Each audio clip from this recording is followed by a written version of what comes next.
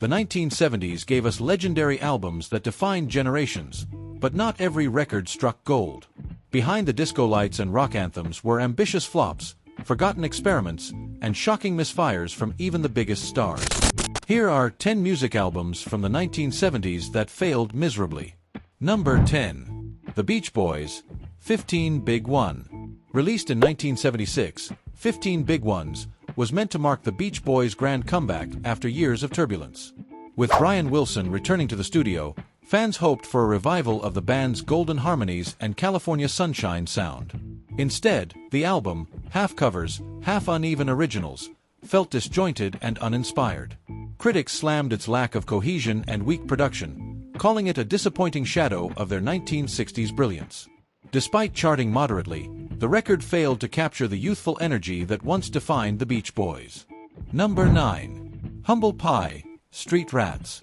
Released in 1975, Street Rats by Humble Pie was meant to showcase the band's gritty blues rock power, but instead, it became a symbol of artistic frustration and label interference.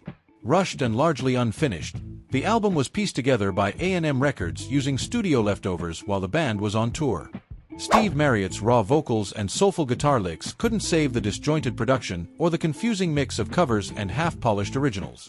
Fans and critics alike were disappointed, calling it a pale shadow of the band's fiery earlier work like Smokin'. Despite flashes of brilliance, Street Rats marked the decline of one of Britain's hardest-hitting rock outfits, a loud, chaotic album that fell flat when it should have soared. Number 8. David Bowie, Pinups. Released in 1973, David Bowie's Pinups was a curious detour in the glam rock icon's career. Coming off the success of Ziggy's Stardust, fans expected another bold original statement.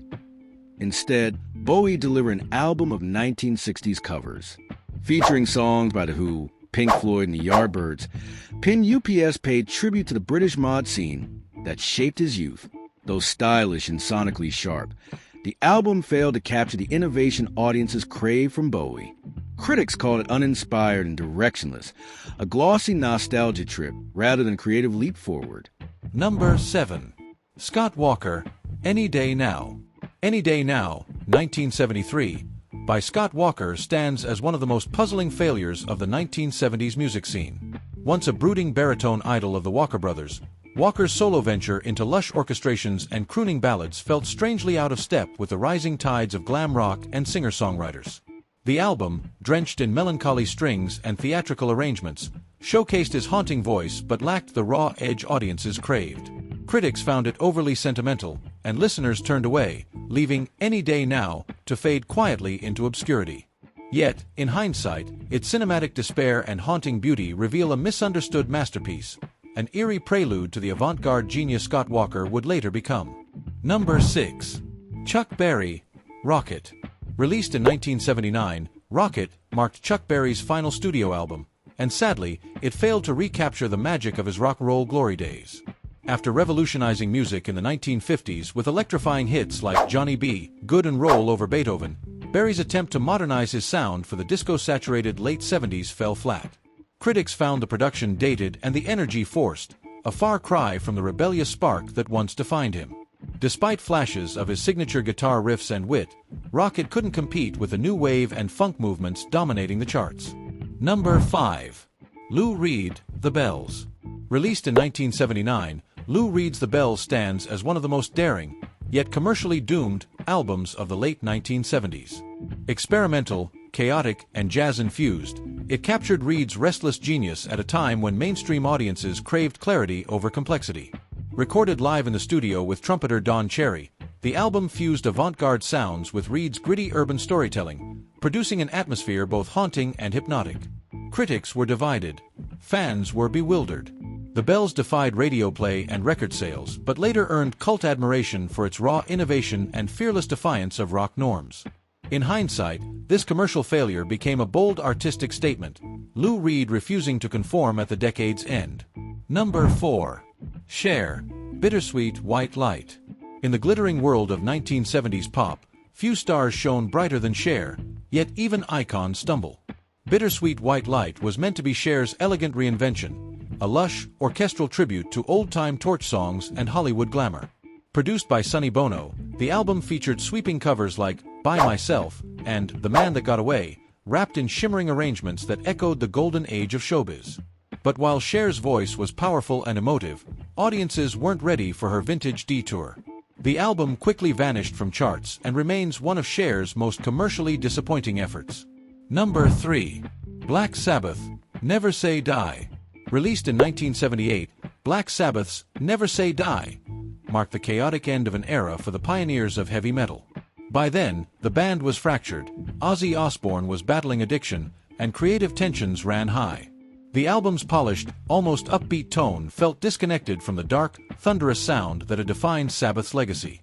Critics dismissed it as uninspired, and longtime fans were left confused by its experimental jazz and pop undertones. Despite its title, Never Say Die seemed like the band's dying breath before Ozzy's departure. Though it failed commercially and critically upon release, the album has since become a fascinating snapshot of a legendary band at its breaking point, a turbulent finale to Sabbath's classic 1970s run. Number 2. Paul McCartney and Wings, Wildlife. Released in 1971, Wildlife marked Paul McCartney's first album with his new band Wings, a bold step after the Beatles' monumental breakup. Recorded in just over a week, the album aimed for spontaneity and raw energy, but critics weren't impressed. Listeners expecting Beatles-level brilliance found rough, unfinished tracks and minimal polish. Songs like Bip Bop and Mumbo baffled fans with their loose, jam-like structure. Despite McCartney's intent to capture a carefree, organic sound, Wildlife was slammed as lazy and uninspired, selling modestly compared to his earlier triumphs. Over time, however, it's gained a cult following for its unfiltered charm and glimpse into McCartney's experimental freedom in the uncertain early 1970s. Number 1. Fleetwood Mac Kiln House. Released in 1970, Kiln House marked a turbulent turning point for Fleetwood Mac. Following the departure of guitar genius Peter Green, the band struggled to find its footing, blending rockabilly nostalgia with blues rock grit. Recorded in a country house in Hampshire, the album reflected both creative freedom and confusion, a bridge between the band's raw blues roots and the polished pop direction that would later define them. Despite flashes of brilliance like Station Man and Tell Me All the Things You Do, the record failed to resonate commercially or critically. Many fans felt lost without Green's haunting influence, making Kiln House one of the 1970s' fascinating yet faltering experiments in rock reinvention. Thanks for watching. Don't forget to like and subscribe to our channel for latest updates about the vintage videos.